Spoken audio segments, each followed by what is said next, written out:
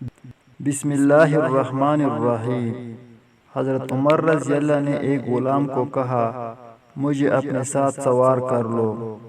چلچلاتی دھوپ میں حضرت عمر رضی اللہ مدینہ منورہ سے باہر گئے ہوئے تھے۔ سر مبارک پر اپنی چادر رکھی ہوئی تھی کہ ایک غلام گدے پر سوار ہوئے۔ عمر رضی اللہ کے پاس سے گزرا۔ عمر رضی اللہ نے کہا کہ اے غلام، مجھے بھی اپنے ساتھ سوار کر لو۔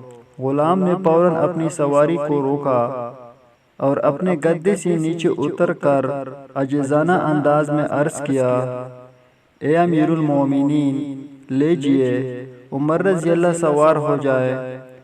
عمر رضی اللہ نے کہا تم سوار ہو جاؤ، میں تمہارے پیچھے سوار ہوتا ہوں۔ کیا تم مجھے پس جگہ پر سوار کرنا چاہتے ہو اور خود سخت جگہ پر سوار ہونا چاہتے ہو؟ بہرحال غلام کا یہ اصرار تھا کہ حضرت عمر رضی اللہ آگے بیٹھے اور وہ پیچھے بیٹھے گا، جبکہ حضرت عمر رضی اللہ کا اصرار یہ تھا کہ غلام آگے سوار ہو اور وہ پیچھے بیٹھے گے۔